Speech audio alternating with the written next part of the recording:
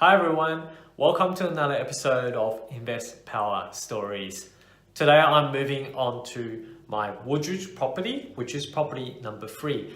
And instead of just reiterating the story that I've already had, which is quite detailed in the blog already, it talks about my selection criteria, how I got to this property, etc., etc. I thought today I want to cut in from a different angle, especially for first-time investors who, trying to do this first time can be quite daunting. And I thought what I'll do is I'm going to go into very much detail about how I made the offer, or initially how I check out the property, how I made the offer, how I organized for team members to meet me during building and pests, and how from that point onwards move on to unconditional. I thought this will be a good example to actually do a deep dive in terms of the actual processes and what do you need to do at what point in time. Okay, so without any further ado, let's have a look at how I was able to find this property. So to get the Woodridge property underway, it was obviously a lot of effort from everyone, but at the same time, it's also for me to be consistently checking realestate.com.au online. So this property, I didn't rely on a buyer's agent. I sourced it completely myself. And it was a pure effort from basically just checking online every afternoon or during lunch break, and also checking out any available listings after work. So it's a combination of these two things, and I do it every day at that time. Some people might ask me, don't you have a day job? Yes, I do have a day job. But when your desire of getting a new property is so strong, and at that point in time, I was so driven because of my success in my Slacks Creek property, I was really fired up to be able to find my second property. So that's why, I was able to squeeze any time. Even that means if I have to have a 30-minute lunch break and just spend 15 minutes to troll through realestate.com.au just to identify the new listings. And the new listings is all the ones I'm looking at. So I don't know whether everybody knows. If you go onto realestate.com.au and there's a filter, and if you do the filter through the newest listing, that will actually give you the one that's the latest. So I don't have to look through pages and pages of searches every time. All I need to do is just make sure I've set that filter to show me the latest listing, and then all I need to do is just look through the new listings that's appeared. So that's how I was able to efficiently filter out the new listings and only concentrate on the ones that I was able to, that I want to get. So I've covered my selection criteria in my blog, and also I've talked extensively in another video about what are the 4 key criteria that you should be looking at when filtering out the key criteria of selecting an IP. So I won't cover it here again, but essentially that's how I was able to arrive at finding this property myself. Is you need to have the dedication and consistency of checking out realestate.com.au every time or every day, no matter, in sort of what time span.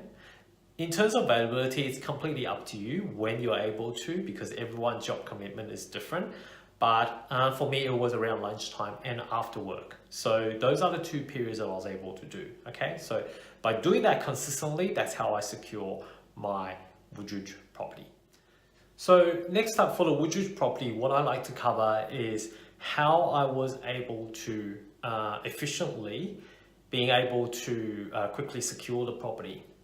So how it worked essentially is, I was able to identify it as being a prospective property online from realestate.com.au, and then what I essentially do is I've done my 4 key criteria. In this case, I was able to identify that this property has a value add potential because part of the downstairs is actually legal height.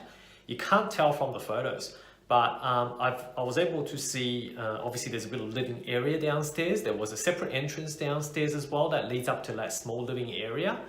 So I thought there could be potential in terms of later on being able to build out downstairs. So that's the value add potential. And also because it was listed originally about high 2s, so I was able to quickly calculate for a standard high set around that time with 3 bedroom, 1 bathroom, 1 garage, how much I was able to get. And that was around the 350 mark. that I was used in my due diligence. So in other words, that rental return was about 6.2% gross rental return. So on that basis, I was able to, filter out quickly in terms of the value and potential. So in this case, it was potential to build up downstairs. There was a big shed that's behind at the back, which potentially can get turned into a granny flat later on. It was powered, big shed. And then also, just those two criteria, and also the yield also ticks that criteria. So again, I was positioning this property as another cash flow property. So in that instance then, I was able to quickly pick up the phone, give my PM a call and said, hey PM, are you able to check out this property, which I've saw, at your earliest convenience? And then I let the PM basically do her job, contacting the real estate agent and be able to work out a time to inspect the property. At the same time, what I did was I've asked for a copy of the contract from the real estate agent already, just so that I can actually go through the contract, the Queensland contract, and making sure that there's no special conditions. Most of the time it doesn't, and that's why, but it's still good to be able to see that yourself and make sure everything's included. And also, pass that on to your solicitor, just in case you got something that you're not familiar with, and be able to draft up some special condition clauses, which will give you advantage after the contract goes unconditional, so that you can actually advertise the property for new tenant early. So that's why I always ask for a copy of the contract up front, just so that I've got enough time to be able to go through myself, and in case that if further time is required, then I can pass it on to the solicitor so they can do the formal review for me. And also making sure that I've got the clauses ready to go, so that when the PM gives me the go ahead, then I can actually put through the offer very, very quickly. Okay.